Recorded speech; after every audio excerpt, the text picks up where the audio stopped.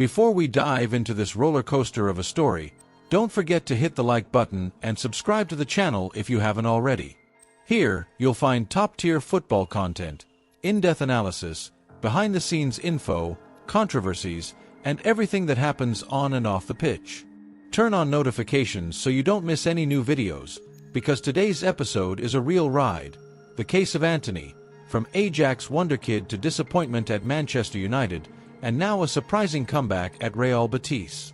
A journey filled with millions of euros, shattered expectations, internal drama, and an unexpected resurgence. Antony arrived at Manchester United as one of the club's biggest signings in the 2022 transfer window. After shining at Ajax, the Brazilian forward was bought for €75 million, a fee that placed him among the most expensive signings in Red Devils history. At the time, the club saw him as a key piece in rebuilding the squad. The talent was there: quick feet, pace, flair, and solid stats in both goals and assists in the Eredivisie. His final season at Ajax was highly promising, averaging 0.66 goal contributions per game, raising hopes that he could replicate, or even surpass, those numbers in the Premier League. But what followed was a completely different story. Antony struggled to adapt to English football. Whether it was due to the more physical style, the league's intensity, mounting pressure, or even internal issues within the club, he never came close to justifying the investment. His numbers at Manchester United were disappointing: just 0.17 goal contributions per match, shockingly low for a winger expected to play a key role in the attack. More than that, his impact on the pitch kept fading. Antony became predictable: ineffective dribbles, poor finishing, and minimal tactical contribution. Behind the scenes, rumors emerged that the club environment wasn't helping the Brazilian. The arrival of coach Ruben Amorim didn't improve things, quite the opposite. Amorim's more rigid, disciplined system clashed with Antony's natural playing style. The player, who always thrived with creative freedom and improvisation, found himself stuck in a system that limited him. His lack of confidence was visible. The former Brazilian gem looked like just another lost piece in a struggling team. The result? A brutal drop in market value. From €75 million to just €20 million, a 73% decrease. That's a scary number for any club, but for United, it represents one of the biggest financial losses in its transfer history.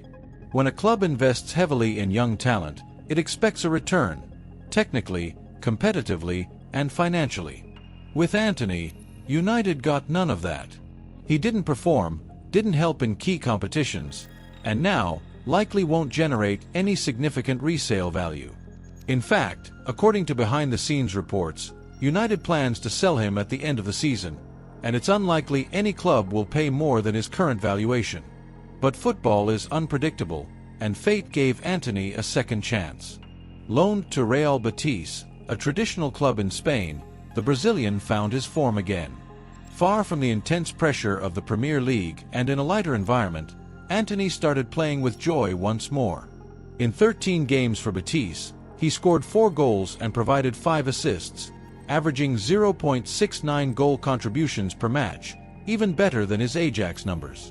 Suddenly, the written-off player became a key figure in a system that values his best attributes: movement, pace, and creative freedom. Betis fans embraced him. The Spanish media praised his performances, highlighting his growth and turnaround, from a frustrated prospect in England to a La Liga standout in just a few months. It's the kind of twist only football can offer. The same player who was harshly criticized in England is now being celebrated in Spain. Which brings us to an essential question: how much does the environment influence a player's performance? The answer seems clear in this case. Antony proved that when placed in a system that suits his strengths, he delivers. The talent never disappeared. What changed was the confidence, the environment, and the tactical setup. At Manchester United, he was just another player forced to fit into a rigid system. At Real Betis, he became a protagonist. This shows how crucial career management is in today's football. Talent alone isn't enough. Being in the right place, with the right coach, at the right time, makes all the difference. Now, with the season coming to an end, Antony's future is uncertain. Manchester United is unlikely to keep him. The board is ready to cut their losses and move on. For Antony, however, this might be the fresh start he needed. If he maintains this level, other big European clubs could take notice again. Maybe a move to an Italian giant, or even a return to a top Spanish or German club. Plus, with the Copa America approaching, a potential national team call-up could be the perfect stage to prove he's back to being the decisive player who once dazzled at Ajax. And remember, Antony is still only 24 years old. His journey shows that talent doesn't always follow a straight path. There are highs and lows, setbacks and tough times, but also comebacks.